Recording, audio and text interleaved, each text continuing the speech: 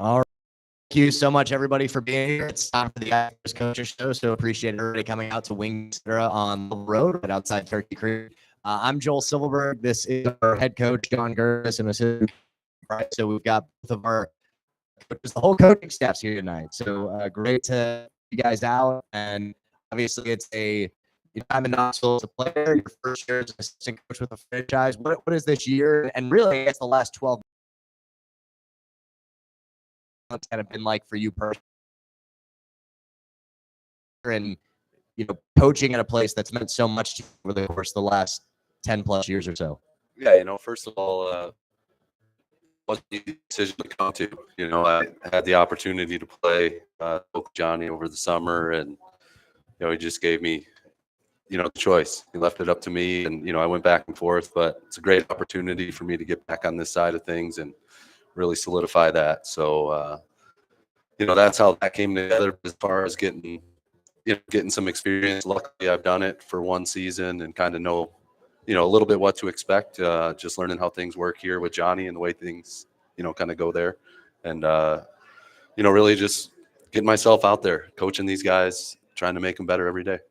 And for context, for any fans that may not know, coaching was always kind of in the plan for you. I remember my first season here, you were still in the middle of your playing career, but you had expressed a desire to get into coaching at one point. So this isn't something that kind of just suddenly occurred. I know that it's been something that's kind of been on the horizon for you for quite some time.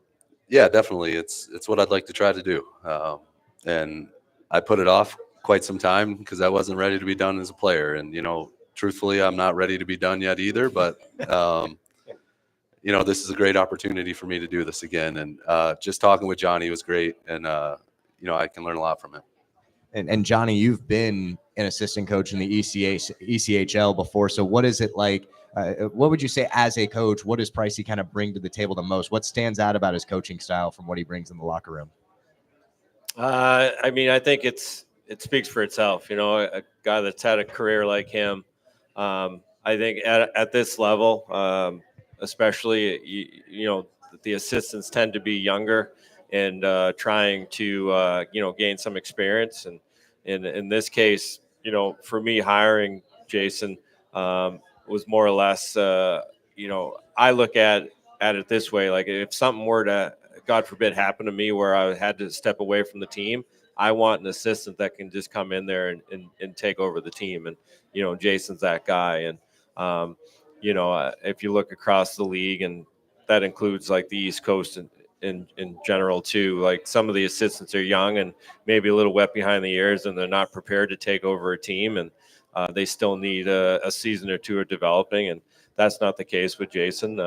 He definitely can be a coach at this level, and I look forward to seeing what he's going to do in the future. Now we look back at kind of the last couple of weekends since we last met here at Wings Etc. 2 big homesteads, 2 home weekends, 4 games against 2 high-quality opponents in Huntsville and Peoria. What would you say you guys learned about your team the most over these last 4 games? Pricey, we'll start with you. We're resilient. We continued to push every game, every night, and that's what we ask of them. And, we came close there on the second night against Peoria, almost made it happen, had a chance late, just didn't come together. But getting through our slow starts and just really finishing is where we're at, and we need to find it for 60. Johnny?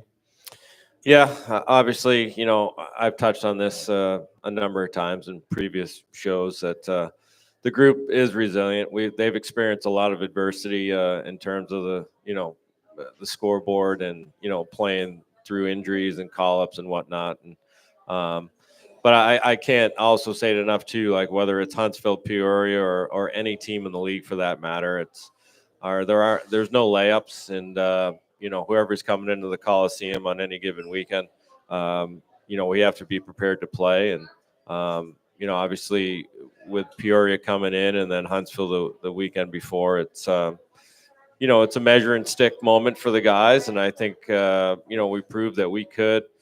I know it didn't equate to 2 points, in the win column, but I think if you look at the games and micromanage them, there were a lot of different ways it could have turned out. And unfortunately, it didn't turn out the right way for us. But I think we proved we could, skate with both clubs.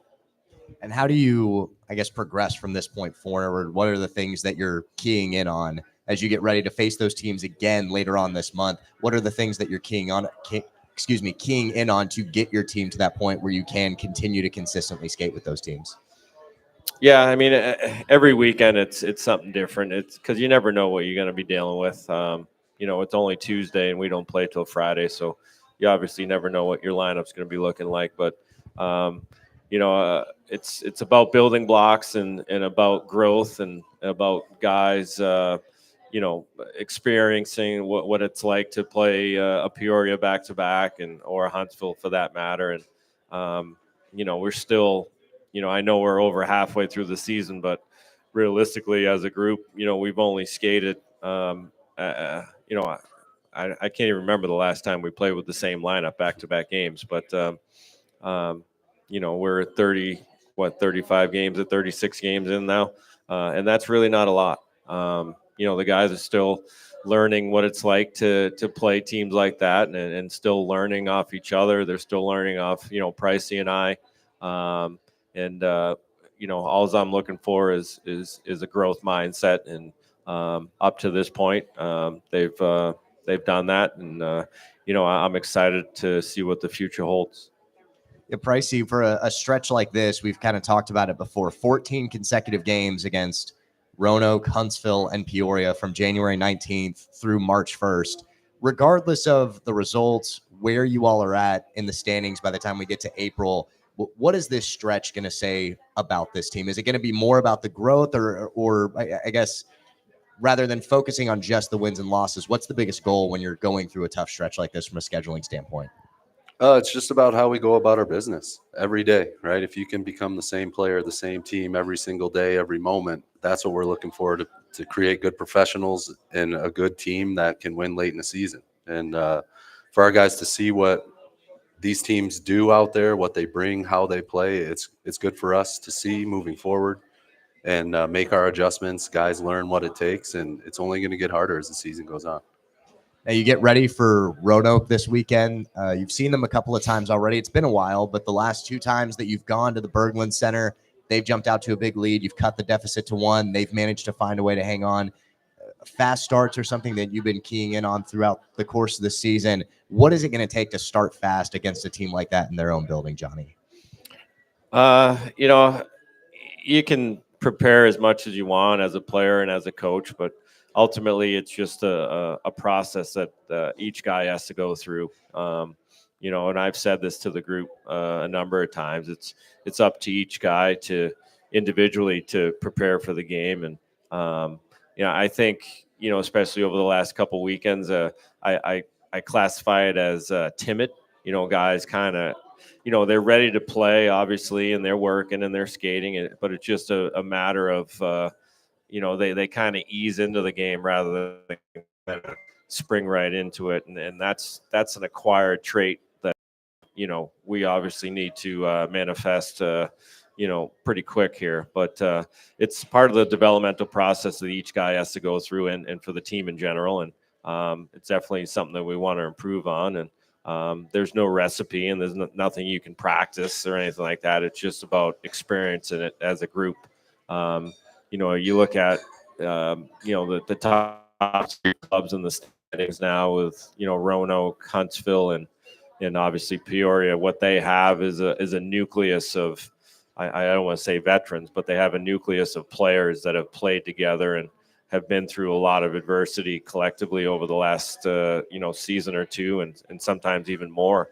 And that helps. That goes a long way at this level. And like I said, this group has collectively only been together for 25 games. I don't say 35 because we haven't played with the same lineup, but in the grand scheme of things, that's not a lot. And as long as we continue to trust the process, and I'm sure interwoven into those games over the last few weeks, it's not like we've come out flat. It's just it could be a bad bounce, or the goalie lets up a soft goal, or whatever it may be, and then we kind of it's almost like it clicks, like, all right, let's start playing now. And But that's one thing we have going for us, is that regardless of what the score has been, the guys continue to play. And you've had so many comeback efforts like that. You've won a game when trailing by 2 goals already this season. You've managed to turn a 3-goal deficit into an overtime loss, getting a point against Birmingham back in January. You've had several other games where there's been 3 or 4 goal deficits where you've managed to get to within one. So this team definitely keeps fighting. But a 5-goal deficit nearly overcome on Sunday. What was the emotion like on the bench during that game? And how did you all start to turn that game around? Yeah, I mean, the power play goals helped for sure. It's been something that we've been harping on, just key moments in the game when we get a power play, trying to make the other team, I don't want to say pay, but in that case, you could classify Peoria as being a little too undisciplined, and we had to make them pay, and they allowed us back in the game. And, obviously the third period was, you could feel it on the bench.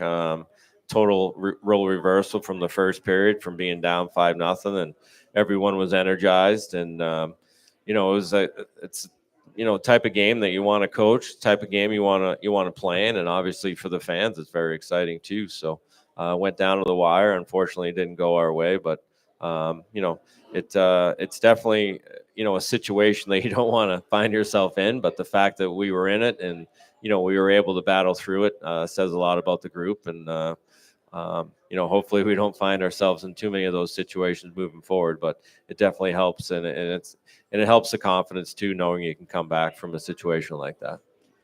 Pricey, what about you? What were you kind of noticing from the guys on the bench? At what point did it really feel like a comeback was truly in the works during that stretch?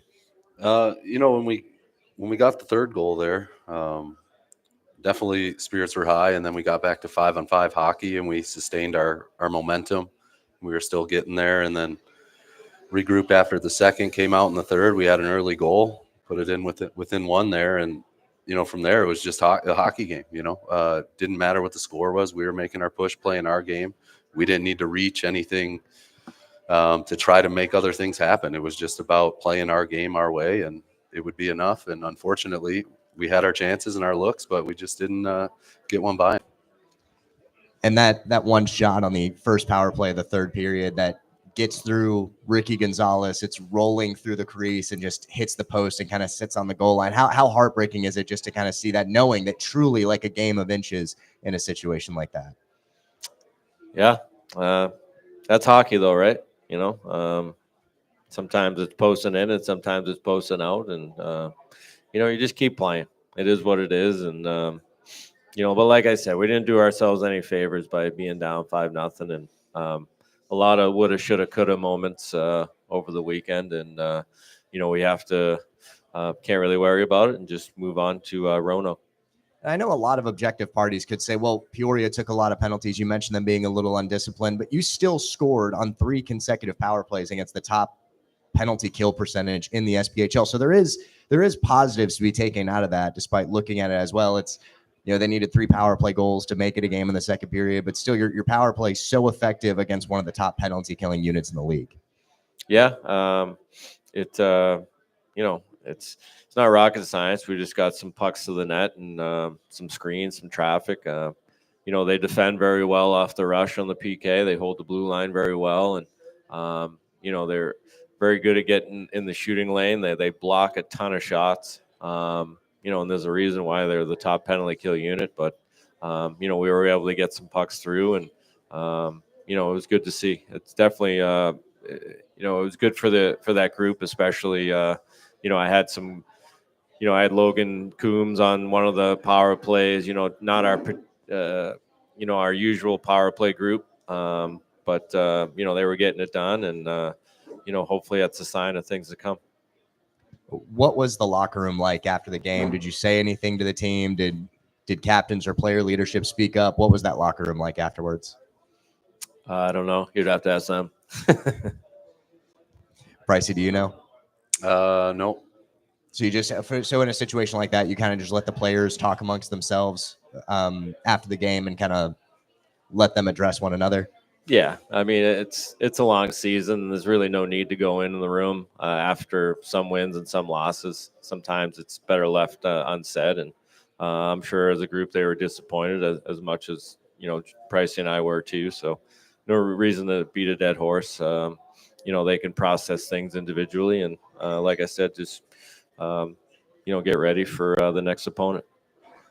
Getting ready for Roanoke, speaking of which, what has stood out? You've seen them 4 times already. What kind of stands out about their team on the ice from an X's and O's standpoint? They're a good club. They come at you in waves. They, obviously have some good special teams, good goalie. Got some guys you have to pay attention to, guys that if you make a mistake and they end up with the puck on their stick, they're going to put it in the back of the net. We have our work cut out for us. It's no secret, but like I said, even if we were playing Macon this weekend, it'd be the same thing. Even if we were playing Pensacola, it'd be the same thing. It really doesn't matter, truthfully. The league is there's a lot of parity, and unless you show up with the right mindset, you're going to get a loss. And obviously, the fact that we've got to play these guys, more often than not over the next month or two, maybe you pay a little bit more attention. But at the end of the day, it's just another hockey game. It's just another opponent, and it's more what we need to do and what we have to do rather than focusing on the opponent. Pricey, you've played against Dan Bremner coach teams for several years. You played against him as a player too. Yep. So, how has his style as a player kind of evolved into his coaching habits, and what have you noticed that's really distinctive since he's taken over as the head coach in Roanoke? Yeah, he's another Jean-Guy guy in Peoria as well. He spent some time there, so they do some things similar to that. And then as far as Bremner's style, yeah, absolutely, they play a lot like him. They work extremely hard. They're physical. They're in good spots. Have good sticks through the middle of the ice, and just good structure in their game. And they add some offense to it. It seems to me like they kind of have a bit more free will on that side of things, and again, that's just how they play. They play a good style as well, and they play hard. Now, talking about the comeback, want to kind of get your personal side of this because you were a part of a 4-goal comeback a few years back when you were playing for Mike Cragen, down 4-0 to Peoria, ironically, at the start of the third period. What do you remember about that game and just the whole experience of rallying to win that hockey game that night? Yeah, I mean, there was a lot, the emotions of that whole period, just kept growing. We were at a certain point 4-0, and then we got one early. And then, you tell yourselves goal every 5 minutes. It's going into that period, right? You score one every 5, that's 4-4. See what you can do in overtime. We were ahead of schedule, and then we just continued to push. Getting these guys playing, or getting those guys playing the way that we needed to, and keeping the pressure on them, our foot on the gas, pushing the pace. And, it just happened that they made some mistakes, and we made them pay. And what is it like in the locker room after winning a game like that? Because on paper, at the end of the night, it's still 2 points, just like any other regular season game. But to do it against a quality opponent, to do it at home in front of your own fans, to rally from a seemingly insurmountable deficit in one period, what was it like being a part of that game after the final horn sounded? Yeah, I mean, it was, when you look back at it, like, it is pretty impressive to do something like that. But in the moment, you're just playing, right? Doing whatever it takes to win, and then having that time to reflect. One, it's draining, when you actually sit back and what you went through to make that happen as far as the physical game, and then the emotional grind. It definitely adds to it, but you're on a high. You really are. You're feeling good in that room, celebrating together with what you just accomplished, and then when you kind of die down a little bit, the adrenaline wears off. It really hits you for sure. And from the festivities over the weekend, too, since you played with him, Brian Hintz was honored in joining the Ice Bears Pillar of Champions. He was the goaltender for Knoxville for 6 seasons, helped lead the team to the 2015 President's Cup, was the playoffs MVP. What kind of stood out about Hintzy as a teammate, and what was it like playing with him, and how cool was it to see him honored over the weekend? His compete level, he comes to play and win every single day. And that's how Brian just operated. He was very intense, put some work in, and knew the game pretty well. He was coming through. He was having some coaching aspirations as well, and he was part of our leadership group too. So we spent a lot of time together. And as far as him, if anyone's putting in the work like we do every single day for that long, it's pretty special. And to see someone get rewarded for all that is very cool. His playoff numbers were astounding. I hadn't really taken a deep dive into this because typically when you're looking at the list, it's only showing the regular season totals and things like that, which his are still very high up there, even though it's been several years since he hung up the skates for the last time. But what was it like just kind of watching him go through his routine during the postseason? What made him so good in the playoffs? Yeah, just you get dialed in. You really do. It's a whole different level. Like every moment matters at that point. And all it takes is one little mistake, one little play, and that could end it just then and there. And, knowing that going into it, you definitely add a bit more or find a way to add more at that time just because it matters so much. And that's what we play the game for, is to have a chance to do something special in the end.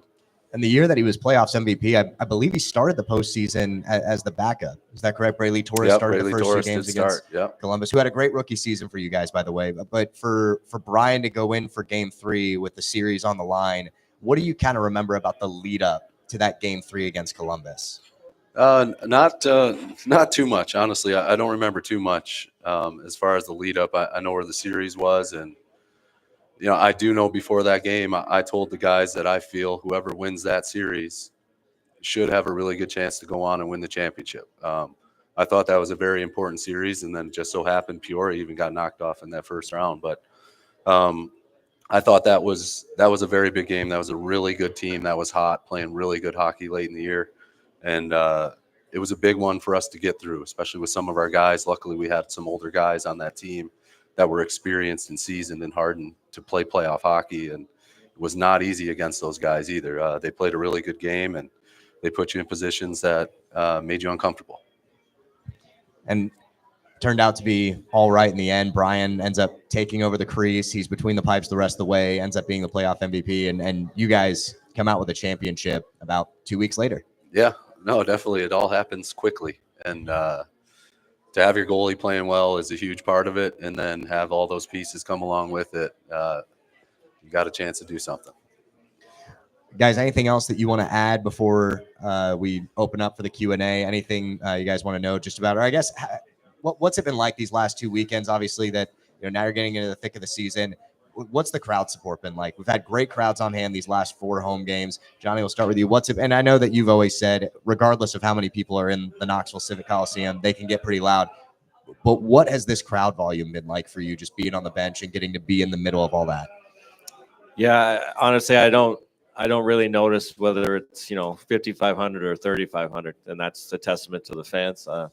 But I just always go back to what it was like when I would come in here as a visitor, and it was always rocking. And whenever the volume does get turned up a bit, or after a fight or a big goal, or whatever the situation may be, it always brings me back to a point in time, and I'm like, okay, I remember it now. And it's great. It's great to be around. The guys will say it too. It's even if you're a visiting team, like I just said, if you come in and everyone wants to play in front of a packed house, whether it's at home or on the road. It's one of the best things we can do at this level. And for us to be able to play at the Coliseum in front of our fans, and it's a feather in our caps, and it's something that it's not like that everywhere else, and guys are aware of that, and it's pretty special.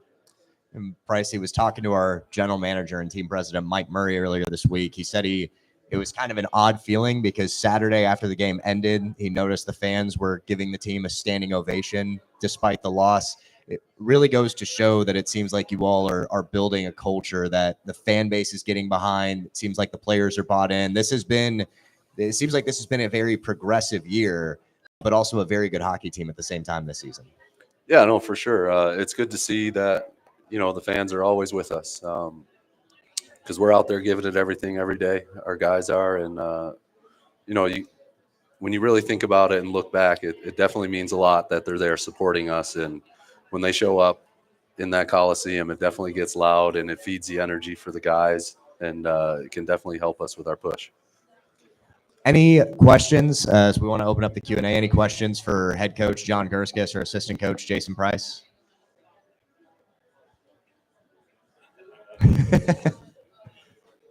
I'm looking at what our normal hotbed is like right in this cone of Pricey's vision here right for the here. first time, and nobody has question for Pricey. Okay. Yes, sir. Oh,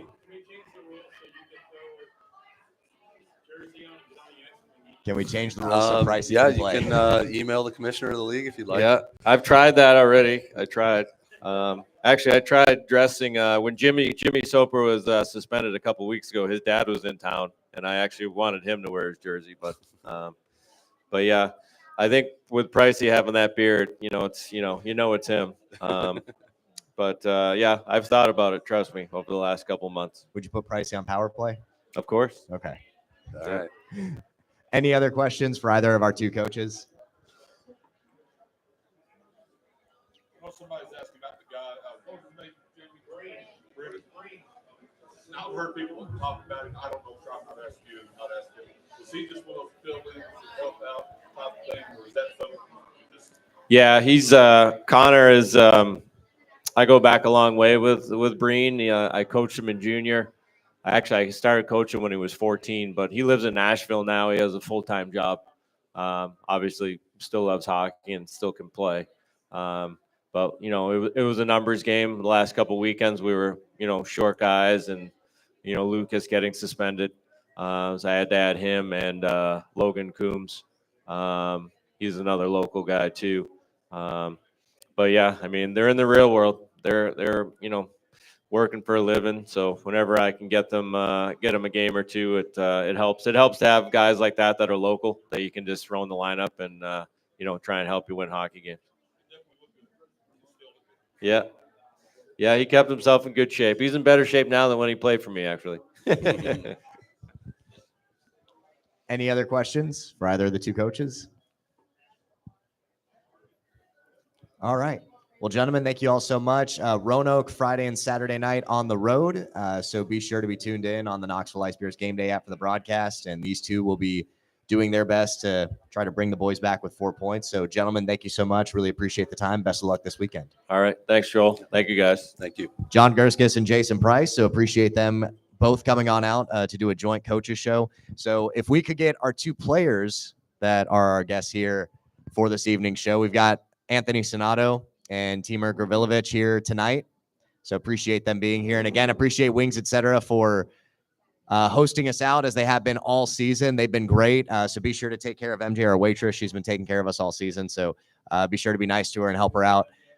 But thank you again so much to Wings, etc. for being here. And again, our next coaches show is going to be 2 weeks from tonight on February 18th. So that's, again, all Tuesday night throughout the year. We'll have one more show in February, 2 in March, and then 2 in April to close out the season.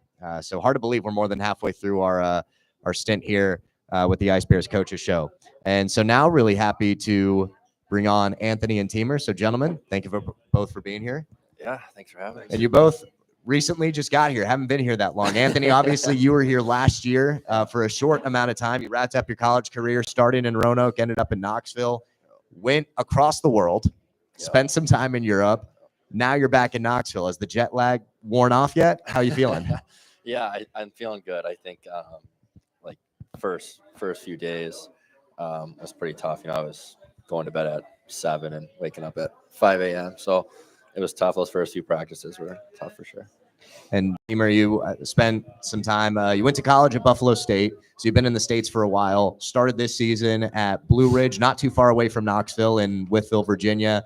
How did you kind of get connected to Knoxville? What was it like when you first received the call to come on up to the SPHL?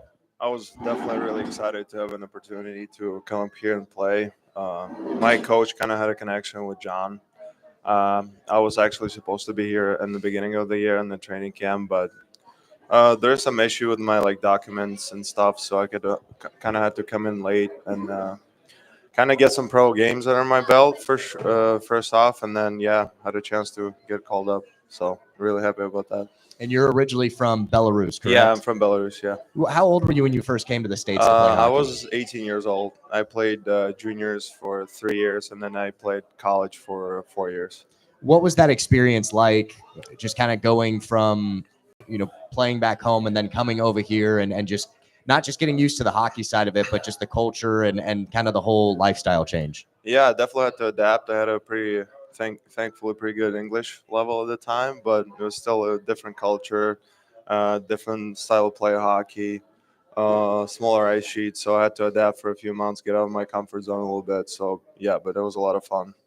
Did that force you to have to enhance a certain style of game? Did it require you to be more physical, work on your hands, your skill set? What adjustment did you say needed about your game needed the biggest adjustment? Yeah, I think definitely the hockey over here is more physical. You have less time with the puck, and then you have to make kind of as a D, especially you have to make decisions quicker with the puck on the breakouts and stuff. So yeah, definitely took some time to adapt, but yeah, I think I'm in it now. So. Is that something that you say your time at Buffalo State kind of helped you get adjusted to? Definitely, and when you play like juniors, you play a lot of games, so you have a lot of time to see how a game is played, how to adapt, and definitely college level is like faster, more physical. I would say it's more like a pro level too, so you kind of have more time to adjust and see how it is. So yeah. And I know I asked you last week, but I want it on the record with witnesses. The correct way to pronounce your last name is? It's Gavrilovich. Okay, not Gavrilovich, as I heard somebody else say. So Yeah. I want to make sure that we have that correct, Gavrilovich. We really, so good to know that because it's my job to pronounce your name right. So hopefully we'll continue to do that. You're doing a good job. So I appreciate that. Yeah. That's good. And Anthony, you went to France and started the season over there. Now, I know you got to travel all around Europe. What would you say was the biggest difference for you going over there, adjusting from playing in the States? You played college hockey here, played a little bit of pro hockey late last season. What was the biggest adjustment going from here to overseas from a hockey standpoint? Yeah, honestly, I mean, from a hockey standpoint, like Timur was saying, it's big ice, a lot of time and space, a lot of poise. You have the puck on your stick pretty much all game. But yeah, it's just very different. And I think the biggest difference for me was just honestly off the ice, like day to day, diving into a new culture, whether it was the grocery store, or, just the way they drive, even like everyone's manual over there. So got a manual car, never drove a manual car before. So I think it was more just day to day. It was super different. Did the bigger sheet of ice change your player style at all? I know you're a faster skater with a good offensive skill set. So Yeah. Was playing in France, was that different for you and just adjusting to how you wanted to go about utilizing your skills on the ice? Yeah, it was very different. I thought, going over there, I thought I'm going to have a puck on my stick. I'm going to have so much time and space. But I think I like the North American game a lot better, where plays are in tight. You're popping pucks. Nobody's like turning around and coming back into the zone. So yeah, I think it was a big difference, but yeah, I'm happy I'm home, happy playing over here.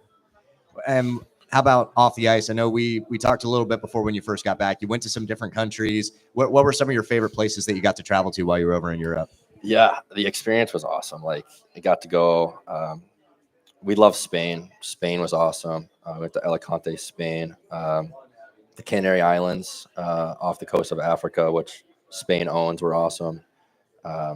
Italy was cool. We went to Rome, saw the Colosseum. Ireland was cool. We went to 8-9 countries, which was super grateful I had the opportunity to go over there and do that. And traveling from country to country in Europe is so much easier. Yeah, it's when you're already over there. Yeah, talking to my parents back home, I'm from Detroit. To be for us to go to Italy was like taking a flight from Detroit to Chicago. It was hour flight, €50. It was so convenient. And Timur, since you're originally from Belarus, you said you came here when you were 18. Did you play youth hockey strictly in Belarus up until you came over here? Did you go to some other countries as well before making your way across the pond? What was your, where have you traveled anywhere else? What are some of the neater places that you've gotten to go to? Yeah, when I was growing up, when I was 15 years old, from 10 to 15, we had a lot of youth tournaments, junior tournaments. I went to a lot of places like Czech Republic, Germany, Poland. Actually had a tournament in Sweden too. So yeah, I've been a few places in Europe too. What's your favorite place that you've traveled to? I definitely like Czech Republic a lot. It's good views. Food is good. There's a lot of places like older like towns to look at. So yeah, it's a pretty fun place to be at too. And now, I guess growing up in Belarus, who are some what are the biggest sports over there, and who are some of maybe the biggest athletes that would be known from an international standpoint? Definitely hockey is number one. Tennis is number two probably, but I would say the women's tennis player is number one in the world right now. From Belarus, she's from Belarus. Sabalenka. Yeah, she Okay. is. Yeah, she was actually my classmate in school. Really? Yeah. How was your tennis game? Not great, but yeah, I tried. But you were a better hockey player, so it worked out. Yeah. And then we have a few guys in NHL, some guys in the minors in the AHL. So I would say hockey is number one, tennis number two. Then like some winter sports are pretty popular too, like skiing, like Olympic sports. Swimming is pretty good. So yeah, it's pretty. A lot of sports are pretty popular back home. And now that you've kind of gotten to spend some time here in the States, do you latch on personally to any other sports? Do you mainly just follow hockey, or are you a fan of any other sports, whether it be overseas or here in the States? I definitely started liking football a lot more. Honestly, for first like few years, I did not understand like what's going on, like the rules, anything. But now, yeah, definitely I got it. And especially being in Buffalo for 4 years, it's a crazy football town, and yeah, so definitely got into that. Did you become a Bills fan? A little bit, yeah. Yeah. I watch the games here and there, but not too much. I like to watch NHL games more because, pick up some good stuff from that, and it's more like educational purposes too. So, yeah, it's definitely better too. And Anthony, you're from Warren, Michigan, right outside of Detroit. So are you a Lions fan? Yeah, So definitely. are By we default. Are we still hurting? Or, Yeah, that was. What happened? I don't know. I couldn't watch it. It was 3 a.m. in France, so it was I couldn't watch many Lions games this year, so had to follow through fantasy football. But yeah, I don't know what happened. I don't think anyone knows what happened. Is the window closing, or is there still hope for next season? No, there's still hope. There's still hope. We got believe in Jared Goff, Timur Gibbs, and Dan Campbell. Do you follow just all Detroit sports across the board as well, or is it mainly just hockey and football? Yeah, my favorite NHL team's Toronto. I like Matthews a lot. Like the way he plays. But obviously Red Wings growing up, like season tickets, going to games when they were going to back-to-back cups in 08 and 09. So by default, Detroit. So was there a particular player that you were kind of modeling your game after, going to see those games in person all the time? Yeah, growing up, Dasuk. I was 13 every year for Pavel. Yeah, just the way he slowed the game down. Feel like he could stick handle in a phone booth, and definitely tried to model my game around him growing up. And then once he retired, I had to pick a new player, and now it's Matthews, the way he shoots the puck. Timur, how about yourself? Have you latched on to an NHL team? No, I used to like LA Kings a lot, but now just more like watch some players, like obviously a lot of defensemen like Roman Yossi, like Kale McCarr, trying to pick up some good things, from them. And yeah, not really. Don't really have a team. So Well, Yossi's a good pick. We got a lot of Predators fans in the area, so yeah. it works out very nicely. Anthony, of all the countries that you got to go to over the past several months, what would you say is maybe the most unique cuisine that you tried while you were over there? What's the most interesting food item that you tried in Europe? Yeah, so we actually had a 22-hour layover on the way home in Turkey, in Istanbul. But we made the most of it. We got a hotel in Istanbul and got some kebab on the street. It was really diving into a whole culture, but it was amazing. It was one of my favorite places we went. So, Timur, kind of on the flip side of that, what was maybe the first odd American food that you tried? Like that something that maybe someone told you this is really popular here and you didn't quite understand the hype for it. let me think. There's a lot of things I tried, but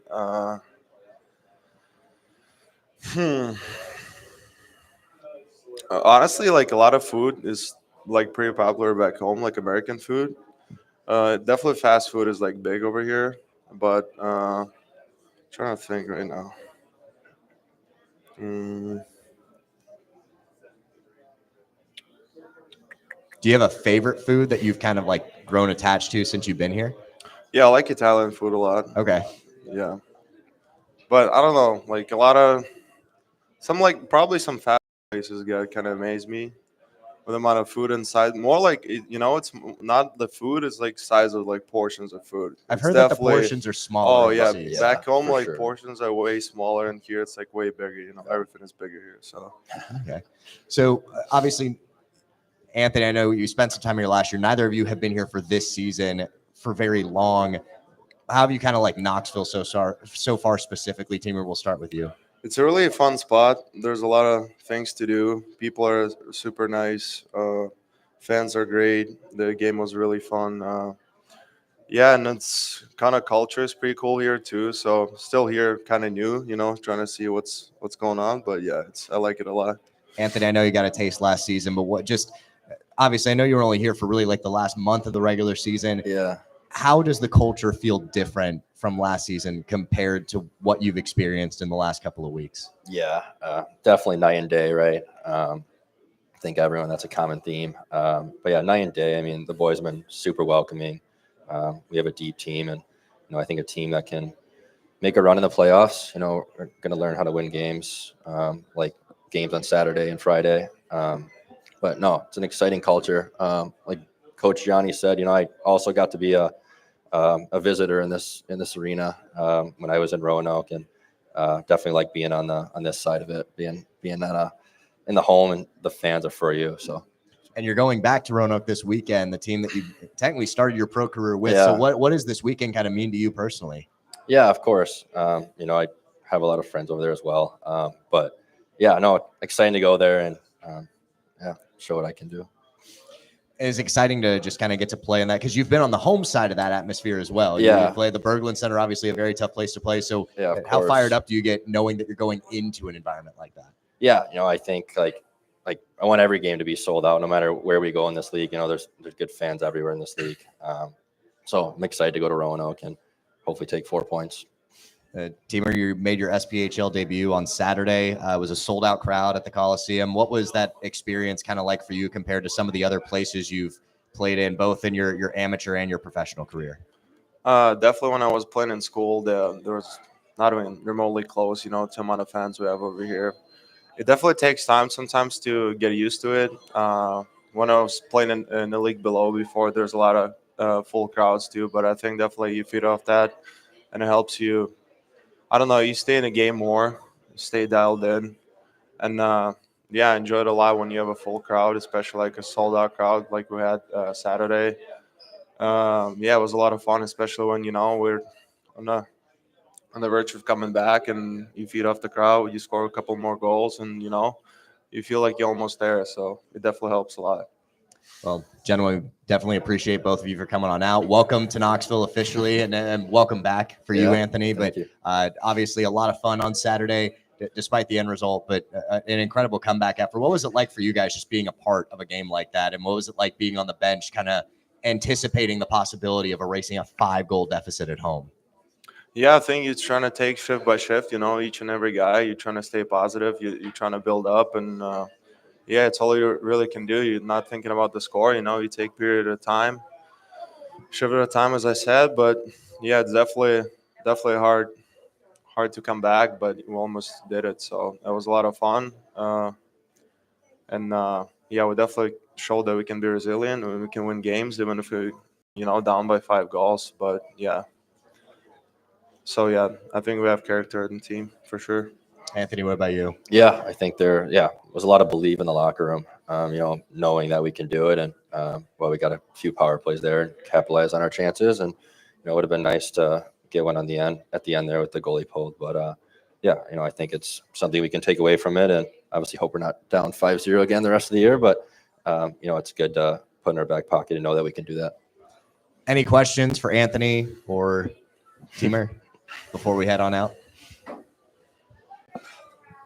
know you're a big guy, and we definitely need that about you. You're talking to Anthony, right? Yeah. But we've always been really physical here in the past 6 months, and I know Saturday was the first game. We expect to be a lot more physical. I mean, your size just intimidates some guys, I'm sure, but more physical and just running assholes over, especially in Roanoke. Yeah, of course. I'm trying to build up every other game, trying to be more physical.